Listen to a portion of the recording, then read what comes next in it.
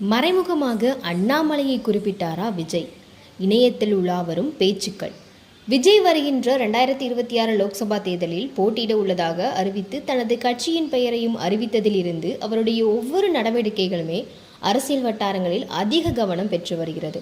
மேலும் கடந்த 2 தினங்களுக்கு முன்பு நடப்பாண்டு 10 மற்றும் 12ஆம் வகுப்பு பொதுத் தேர்வில் நல்ல மதிப்பெண்களை பெற்று முதல் 3 இடங்களை பிடித்து மாணவ மாணவிகளை தொகுதி வாரியாக தேர்ந்தெடுத்து அவர்களுக்கு பரிசு வழங்கும் விழாவை சென்னை திருவான்மியூரில் உள்ள தனியார் திருமண மண்டபத்தில் தமிழக வெற்றி கழகம் ஏற்பாடு செய்திருந்தது. இதில் விஜய் நேரடியாக கலந்து கொண்டு மாணவ மாணவிகள் அனைவருக்கும் தன் கையாலே பரிசுகளை வழங்கினார்.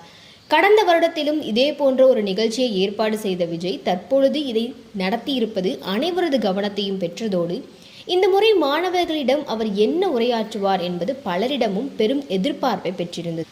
அந்த வகையில் மாணவ மாணவிகளிடையே விஜய் பேசும் பொழுது வாழ்க்கையில் அடுத்து என்னென்ன படிப்புகளை தேர்ந்தெடுத்தால் என்ன வேலைக்கு செல்ல முடியும் என்பதை கொடுப்பதற்கு இங்கு ஆட்கள் அதிகமாக இருக்கிறார்கள். என்னுடைய ஒரே சின்ன கெரியர் கைடன்ஸாக ஒன்று கூற ஆசைப்படுகிறேன். பொதுவாக ஒரு துறையை நாம் தேர்ந்தெடுக்கும் பொழுது அந்த துறையில் எவ்வளவு தேவை இருக்கிறது என்பதை பார்த்துதான் நாம் தேர்ந்தெடுப்போம். மருத்துவம், பொறியியல் மட்டும்தான் இங்கு முக்கியமான துறைகள் என்பது அல்ல. உலக தரத்திலும் மாணவர்கள், வழக்கறிஞர்கள், பொறியாளர்கள் அதிக அளவில் இருக்கிறார்கள். இங்கு நம்மிடம் எது இல்லை என்றால், எது அதிகமாக தேவைப்படுகிறது என்றால் நல்ல தலைவர்கள் தான் தேவைப்படுகிறார்கள்.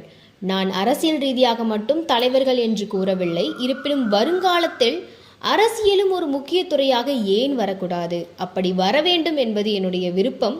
நன்றாக படித்தவர்கள் அரசியலுக்கு வர வேண்டுமா கூடாதா என நன்றாக படித்தவர்கள் அரசியலுக்கு நிச்சயமாக வர வேண்டும் என்பதை குறிப்பிடும் வகையில் அந்த நிகழ்ச்சியில் விஜய் பேசியிருந்தார்.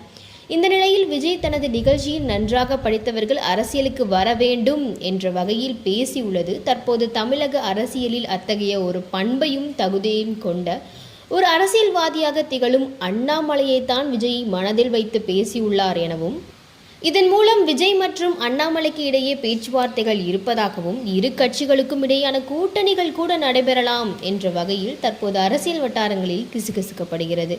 ஏனென்றால் தமிழக அரசியலில் உள்ள அரசியல்வாதிகள் குறிப்பிடத்தக்க பட்டத்தை பெற்றிருந்தாலும் தமிழக பாஜக மாநில தலைவராக பொறுப்பேற்றுள்ள அண்ணாமலை ஒரு விவசாய குடும்பத்தில் பிறந்து IIT வரை சென்று UPSC எனப்படுகின்ற தேர்வையும் எழுதி அதில் தேர்ச்சி பெற்று காவலராக சில ஆண்டுகள் பணியாற்றி அதற்கு பிறகு அரசியலில் நுழைந்துள்ளார். இதை வைத்து பார்க்கும்பொழுது விஜய் கூறியது இப்படிப்பட்ட ஒரு தலைவர்களைத்தானே. ஆகவே அண்ணாமலையின் சீரிய பேச்சுகள் மற்றும் அவர் முன்வைக்கும் கருத்துக்களுக்கு விஜயும் இணக்கமாக உள்ளார் என்பது விஜயின் இந்த பேச்சுக்கள் மூலம் தெரிய வருகிறது என அரசியல் விமர்சகர்களும் கருத்து தெரிவித்து வருகின்றனர்.